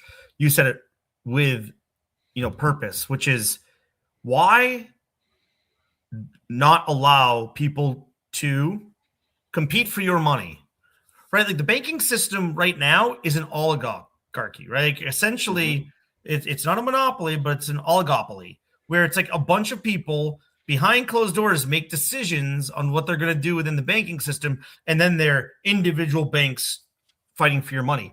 Okay, well, why isn't someone offering you a little bit more interest for your for more money in your bank? Because they're not actually competing. They're actually competing to just own the entire system. And they're afraid for anyone to actually truly want to compete with them by, not for nothing, actually offering you something to hold your money. And for so long, they haven't had to compete with anyone because they've had this internal agreement, wink, wink, about, this is what we're going to do. And it doesn't matter because, we're all going to make more money because of it. And so they're afraid of people messing up this insider game that they've been playing for a decade, more than a decade. And I'm sorry, I'm for, open market. And the more open market there is from who can hold my money and who can give me something for holding my money, the better. And look, we don't want people to hold our money in generally speaking, right? We're kind of like, as people in crypto, we want to be able to have control of our money. However, right now, if I'm sitting on money from a house sale, or if I were to, or if I'm sitting on some sort of amount of cash that I don't necessarily want to invest in the market now, I'd love for someone to give me a return on my investment for that, right? Okay, you can hold this money for me and you can loan it out and you can make, I don't know, hundreds of, you can make multiple X's on my money just by loaning it out over a multi-year period, but you're going to give me nothing in return. I'm sorry. If you want to hold my money, you should give me something in return, because that is what free market does. Right now, that free market doesn't happen. So I hope that we get stable coin yield in crypto exchanges so that we can have a bit more of a market that is truly competitive, which right now is just fakely competitive. Yeah, the competitive market is a big one. I know that this news story about Kraken signing the deal with the Fed, it kind of just seemed like one of those one-off, like, oh, hey, good for you, guy. Well done there. But to be honest with you, this news story really kind of is the culmination of a lot of things that we've been covering for a while. Number one, Federal Reserve of the US dollar. Number two, crypto exchanges. And number three, the Clarity Act. And additionally, the Genius or the Stablecoin Act. The centralized exchanges are the ones that are trying to offer stablecoin yield through their platforms. The banks are the ones that have been trying to largely deny this during the Clarity Act negotiations we've seen going on here. Additionally, this is cutting out the opposition as when it comes to the banking industry itself. And overall, look, it's not going to change in the day-to-day, but at the same time, the power moves going on here really do show that crypto is gaining a significant foothold when it comes to being treated as a serious currency on the global stage. And with the support of the US dollar and the Federal Reserve behind it, that's a serious play here. So the banks weren't willing to offer competition when it comes to the yield they're being offered. The Clarity Act is still up for debate. In fact, allegedly, we're now getting the, I swear we'll have this signed before April, March deal, which we just saw when we came to the thing where they said, we'll have this signed before March thing. And last time I checked, it's March 8th now. But overall, it doesn't seem significant at its face. But this really is a kind of culmination of everything going on.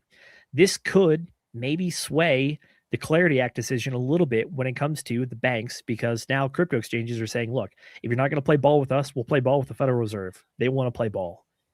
And when it comes to centralized exchanges being offered to more and more people, this is a more direct route to getting cash onto crypto a lot easier.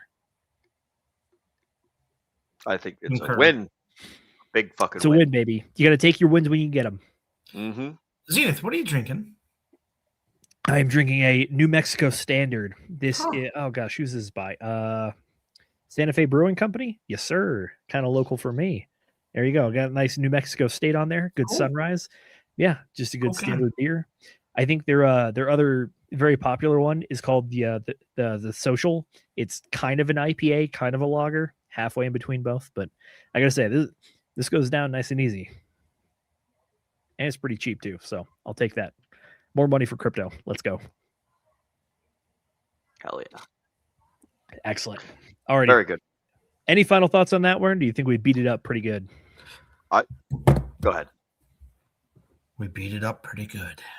Excellent. I'm stoked that it's happening. I think it's cool. I also think that there might be some unforeseen hiccups that come as a result of it, and I don't know what those are. But There always are. I like more tools in the tool belt, and More it sounds tools like better. this is one of them. Yeah. And shout out to Kraken, right? Thinking outside the box, and like, 6 years ago, no one was even in crypto 6 years ago. Oh, some of us, but like the majority of people know. And for an Trav, I exchange, definitely know. no, right? So for an exchange to already be like forward thinking with like, hey, I just like to settle my money with the Fed, and like they can't borrow, they don't, they don't get discounts on the Fed or things like that. But this could set them up for a bigger thing in the future. So we'll see. Nonetheless, shout out to Kraken. I've always been a fan of Kraken, even though I don't use them a lot.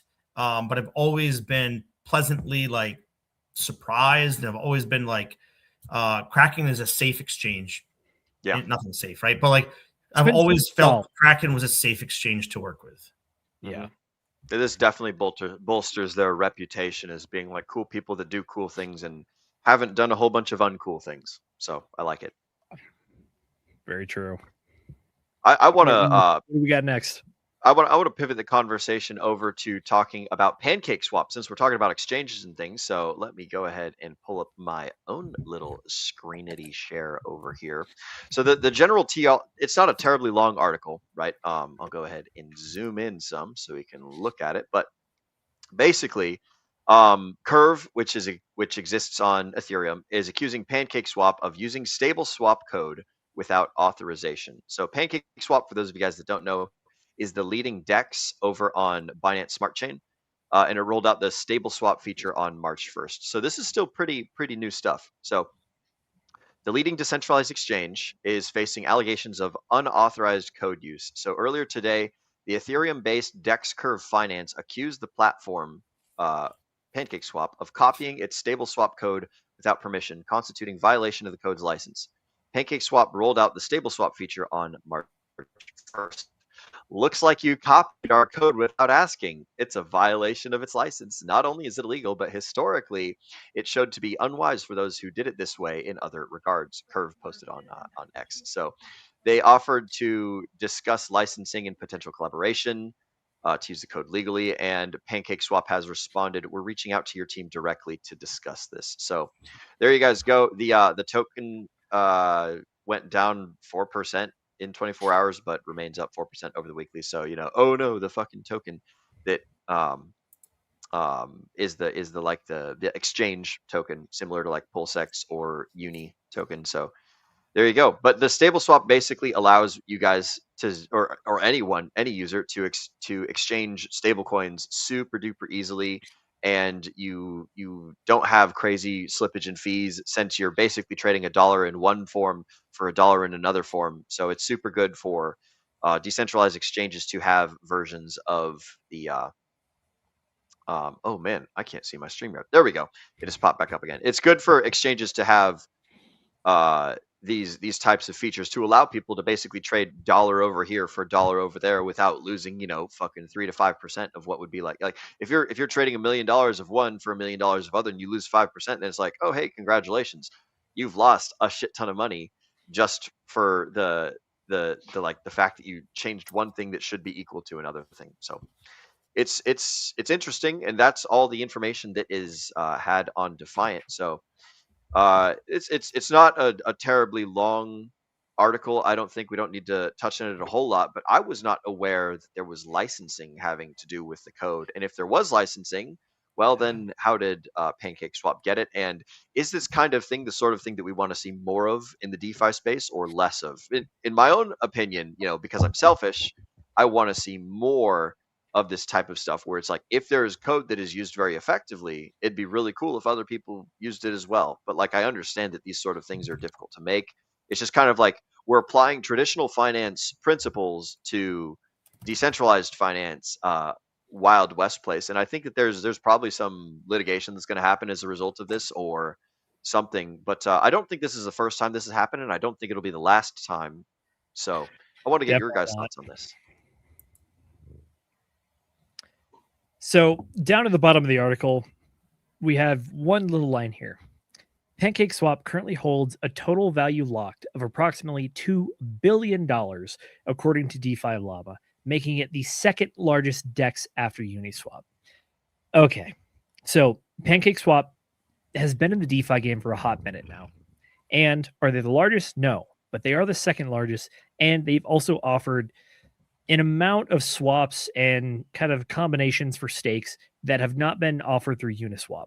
So they're very much inside of what I'm saying is they're a grassroots part of DeFi. Someone copying their code for a new feature.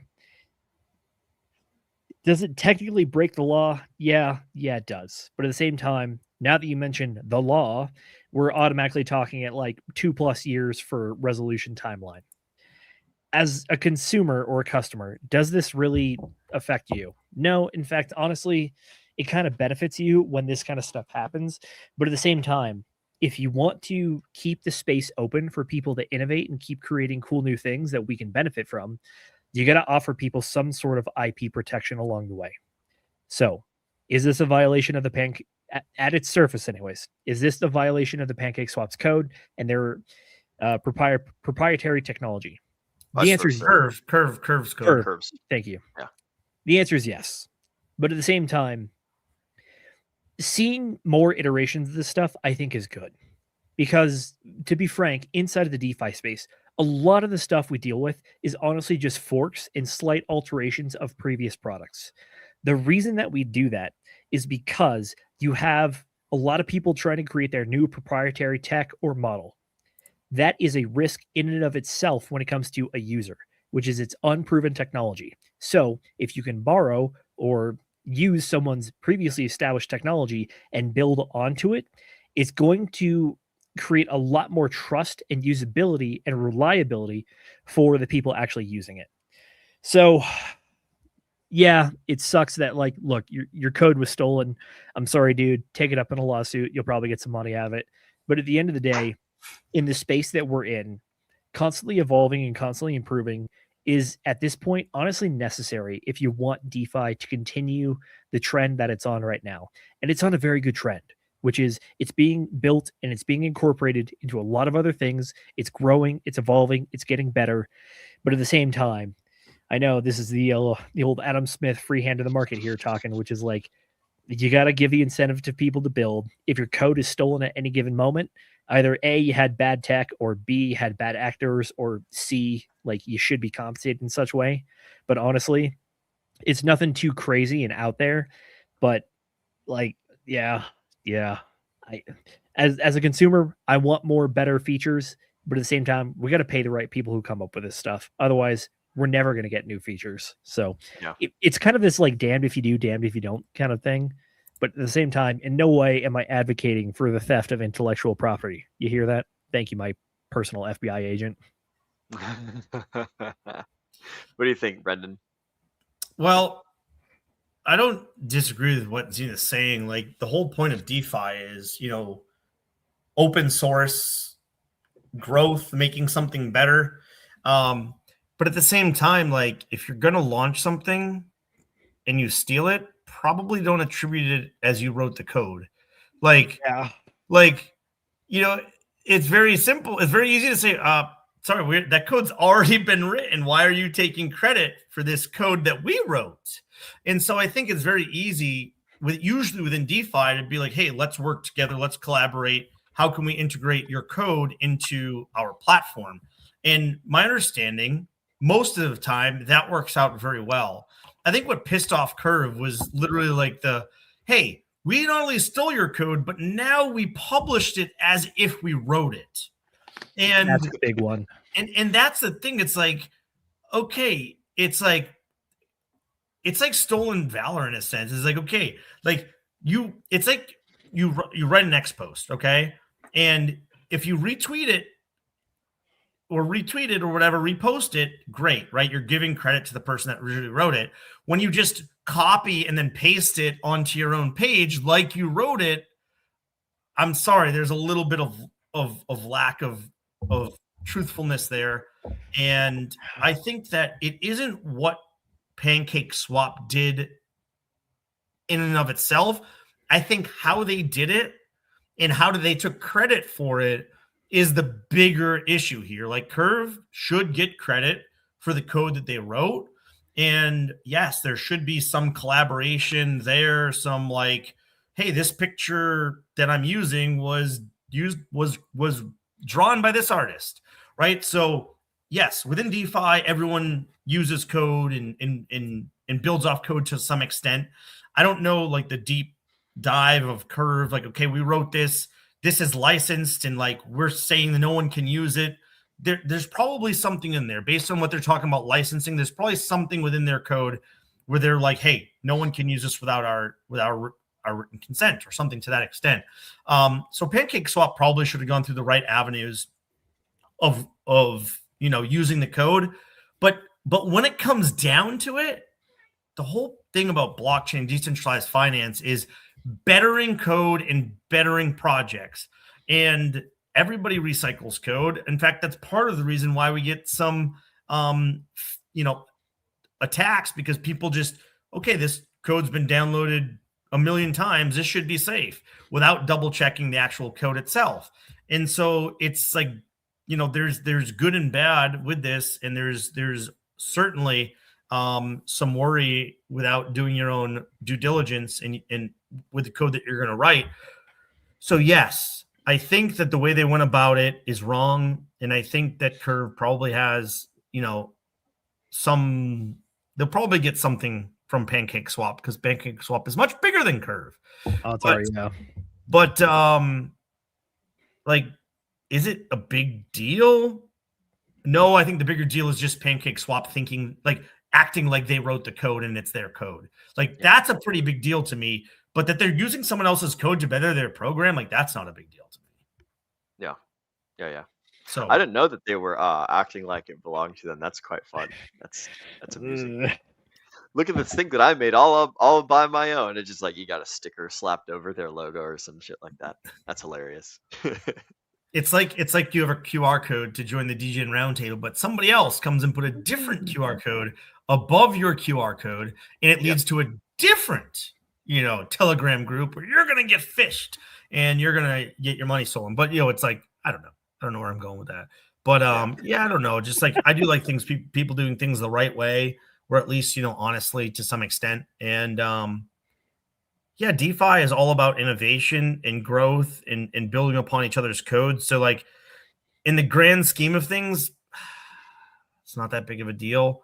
But like PancakeSwap, you're huge. Like give them $1 million for the intellectual property. Move the fuck on. Like whatever that money is. Like, I'm sorry. Like you're being a douche about it at the same time. Yeah, it's very accurate, actually. Fucking A, right.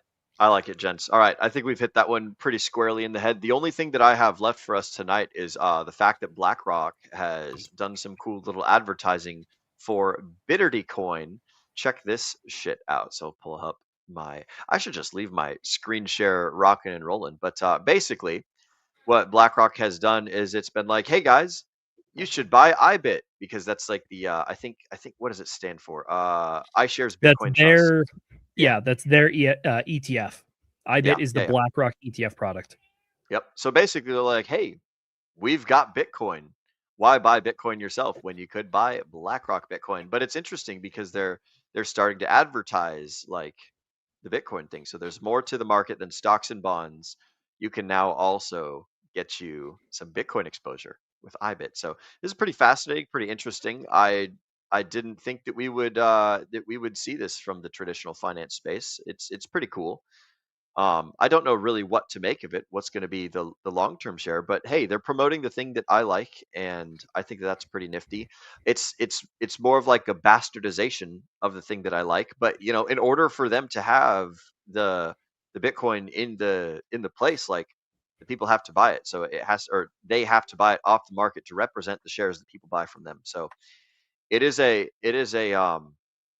not a terrible thing as far as like buy bags and the implications and stuff for that. But I did think it was interesting that they're starting to advertise it. So I don't know. Are we going to start seeing the up and up for Bitcoin, or is this like a top signal? What do you guys think? Are we going down further? Are we going up higher as a result of this? Well, are they telling people that their largest holder of IBIT is Jane Street?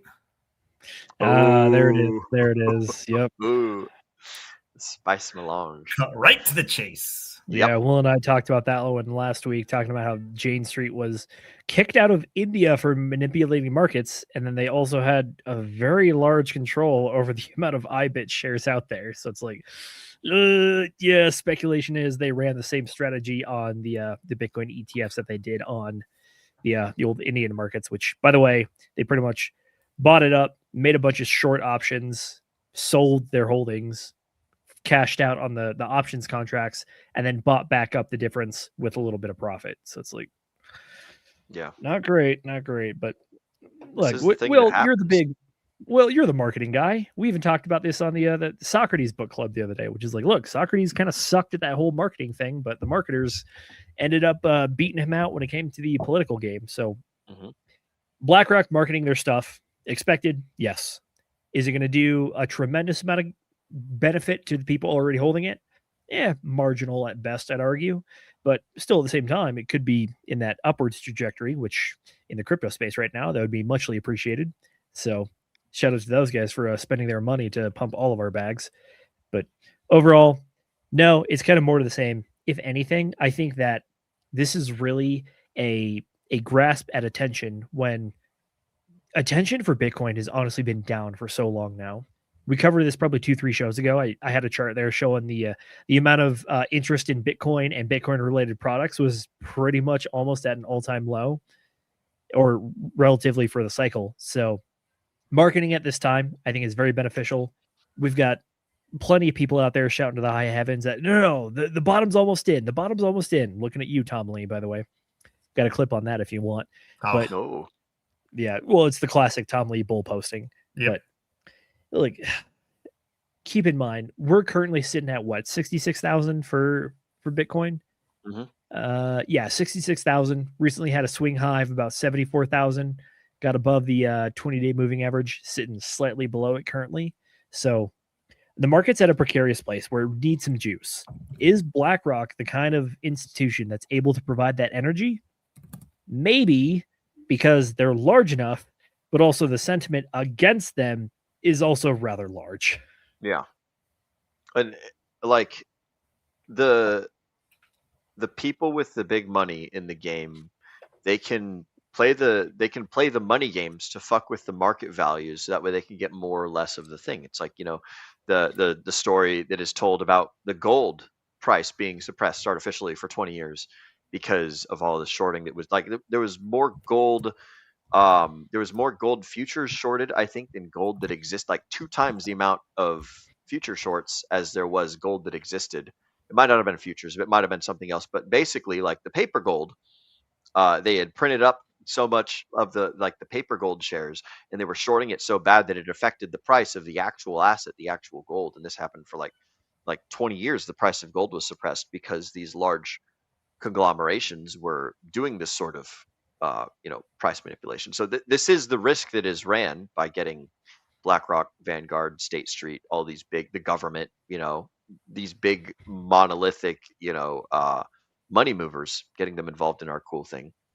But in the short term, it's interesting watching them talk about it, and begs the question: do they want us to buy their product? Do they want us to buy the underlying asset?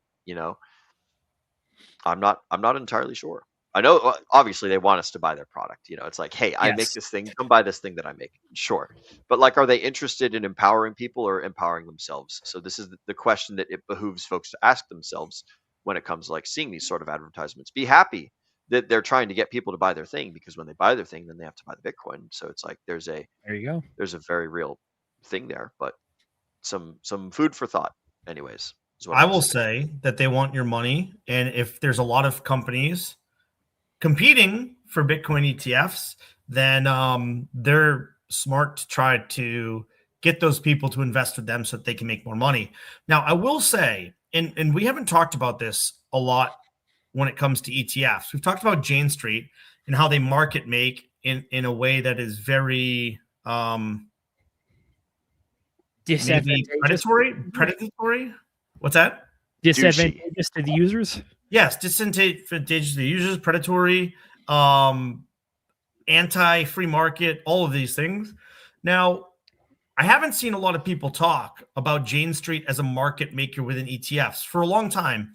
Within this, between us, we're saying, okay, why are ETFs having this large outflow these days? Because I don't think the average person is buying Bitcoin and then selling Bitcoin and like shares, right? So who is having these inflows and outflows? The market makers. Who are the market makers? Jane Street's the largest market maker. When the 11 Bitcoin ETFs were originally applied for, Jane Street was named as an AP of all 11. Now, they're not in all of 11 since then, but originally they were named as that. But BlackRock, Fidelity, Wisdom Tree, and I don't even know all the others. Maybe VanEck, maybe ARK. I'd have to go through, but like Jane Street has a shit ton of power between the largest ETF companies. And it is interesting when you think about it that way. And maybe I should back up just a second. AP means authorized participant. So they're able to create new ETF shares and they're able to redeem ETF shares, aka destroy them. So essentially they can create and then they can destroy, right? So they can buy and sell in a way that is different than your average person. So they can market make in a unique way. And I really, really would love to see the underlying, inflows, outflows of what is Jane Street of these ETFs versus like your average Joe, buying a few shares of IBIT through BlackRock because they have an account, or throughout Fidelity because they have an account. But if we think that Jane Street outside of ETFs is causing huge ripples throughout the crypto sphere, buys and sells, like they have access to way more capital than you think because they're such large participants within the ETFs as well.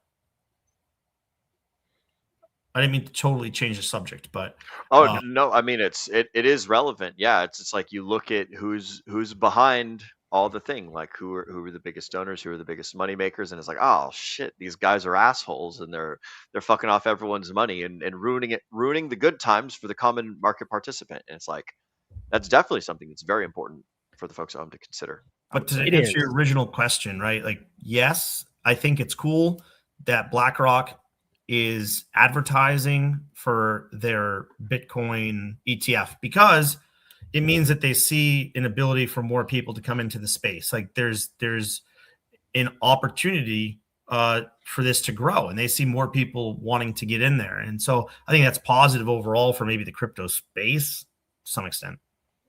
Yeah. When it comes to the ETFs and the people that are running the ETFs, there's really three ways that they make money. Number one, the underlying asset that they hold goes up. God bless. Excuse me. Sorry. Number two. I know. They're coming after. Number one. There's three ways that these people make money. Number one, the underlying asset that they hold because they make the market and they also hold a share of it goes up. Number two, you buy their product, which is that they also make a small fee off of it. That also boosts their bags. Number three is options contracts, which is they make money based on the movement of the price that's going on. So in two of these cases, number one, when it comes to the fees, as long as you're buying, they kind of don't care because they get their they get their cut out of the way as well. Number two, if the underlying price goes up, they make money, you make money. Number three, price movement. Just because the price moves in any given direction, up, down, or sideways, doesn't necessarily mean that you make money. It does mean that they make money to a degree. If they're selling long contracts, they want it to go up. If they're selling short contracts, they want it to go down. And if they're selling the contracts themselves, they kind of want the price to stay sideways so that nobody makes money either direction and they collect the fees. Again, kind of goes back to that whole fees thing. So in this size of market, we're in the deep end at this point.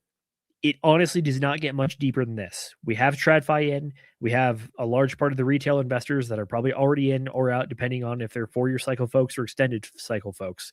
So the markets are going to have the natural movement to them that they do, which is that I believe this asset, crypto, Bitcoin, whichever one you want to talk about, it's going to go up and to the right on the long term. On the short term, they can definitely profit from you just continuously putting money in through buying their product or through chopping and going up and down slightly as we go into the future, they're going to make money on that. So I think that Jane Street largely has been exposed to a degree when it comes to their manipulation of the markets. So hopefully that part is out of it. I think that we've already started to see some of the effect of that, which is that their famous 10 a.m. buy has stopped. So that degree of market manipulation is no longer going on. But at the same time, the overall game, which is large players getting into the space to make profit when it goes up into the future, I think that as the small investor, it's kind of the classic Bitcoin-ism, which is like the best time to buy Bitcoin was yesterday. Because I see this space going only up and to the right into the future. In the short term, could definitely go up, could go down, could go sideways. But overall, the trend to me is very clear. So when it comes to these institutional players, please come play. I've already been here. I'm in it. We're trying to spread the message to as many good people as we possibly can. At the same time, we are not offering financial advice to anyone out there or watching. But we're also saying, like, look, we've been early. Crypto has been going since 2009. AI has been going since like what, 2022, 2023-ish to the public? That we know of. That we know of. Correct. So look, the AI is all the hype right now, but crypto it's been around. It's gone through a few cycles. It's had its ups, it's had downs, many of both to be very specific. But overall, I think that all the stuff we talked about tonight, whether it's Kraken getting into the Federal Reserve, whether it's the overall economy evolving and the jobs numbers going up or down, or whether it's BlackRock trying to shill their latest and greatest product, which happens to be Bitcoin, that just also happens to be 16 years late to the market. But overall, I think this space is going up and to the right. Yeah, there's going to be manipulation, but at the same time, we can absolutely win this game. Hell yeah. That's a good note, I think, to sort of kind of tie up anything. Is there anything that you guys wanted to talk about before we go ahead and wind this show down? Anything you wanted to bring to the folks at home's mind? Not really. Clarity Act is still in the process. We have the newest announcement of, I swear, by the end of March. But it's like, all right, I'll believe it when I see it. The Kraken news might be a bit of a boon to the crypto side of the space. We have an announcement from one of the senators. Which one is it? Senator Tom Hills is helping out the legislation over there, but at the same time, still in the works. Still got to wait for it. Could be a boon, could be nothing, but at the same time, I kind of think it's only up and to the right, or only up and to the right slightly. That's my take.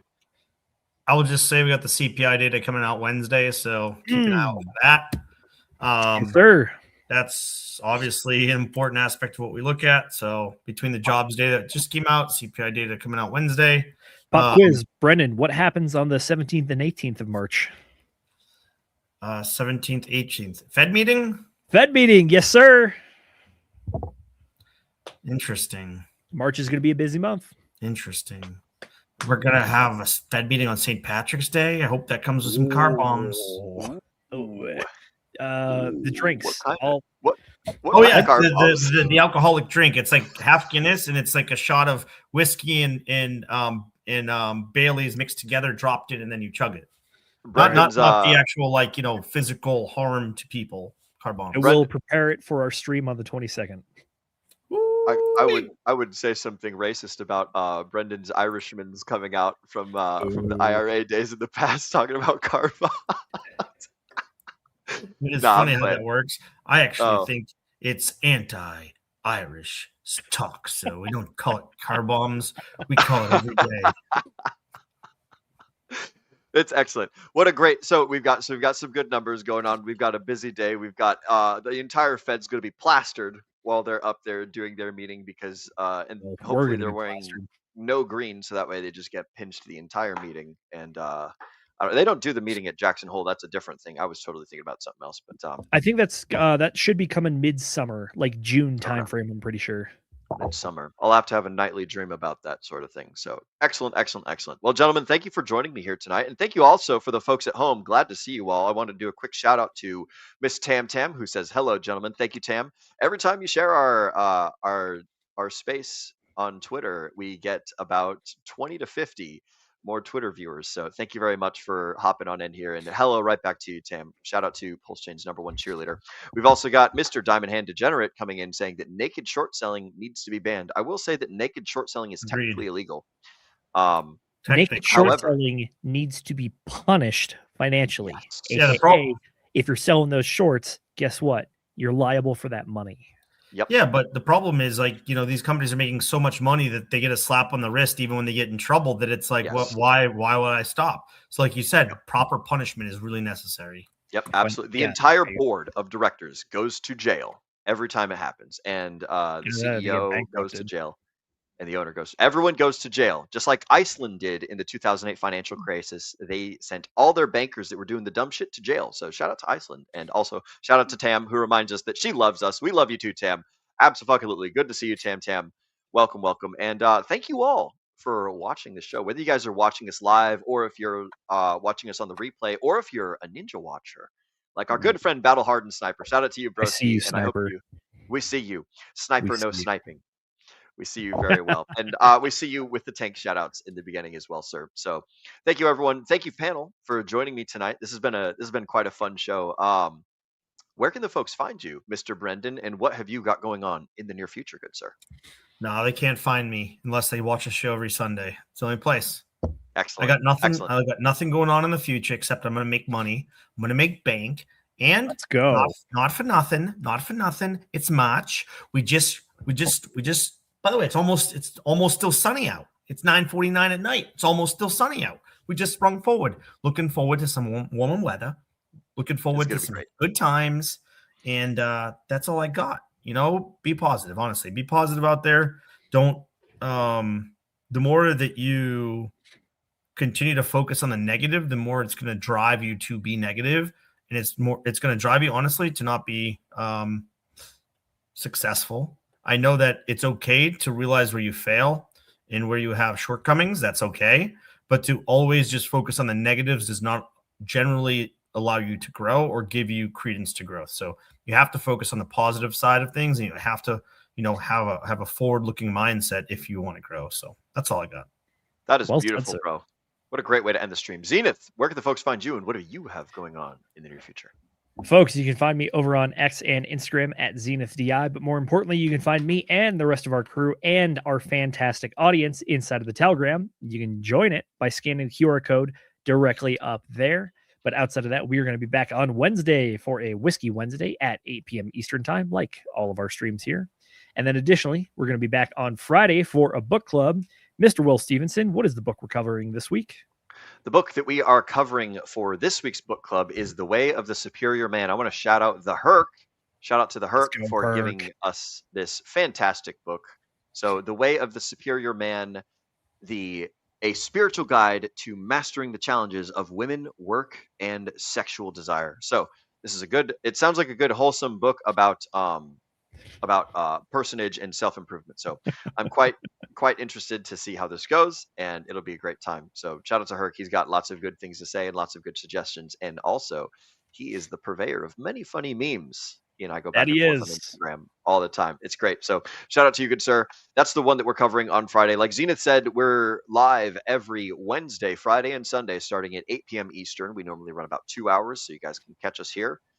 If you want to find me, you can go to will.pls.fyi, which doesn't work right now, which I have to go and repurchase that. So, yeah, I got to do that before the 25th. Otherwise, it goes away. So, yes, you can find me in the DGen Roundtable Telegram, and you can find me here every Wednesday, Friday, and Sunday. So that's what I've got. That's what the DGen Roundtable has got. That's what these gentlemen have got. And with that, I want to thank you all for spending your valuable time with us here on the DGen Roundtable.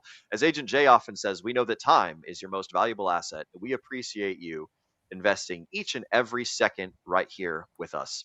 Ladies and gentlemen, my name is Will Stevenson, but more importantly, you have been watching the DGen Roundtable, and I'm the producer, so I'm getting my trigger figure ready because it's time to remind all the folks at home to remember to DGen responsibly.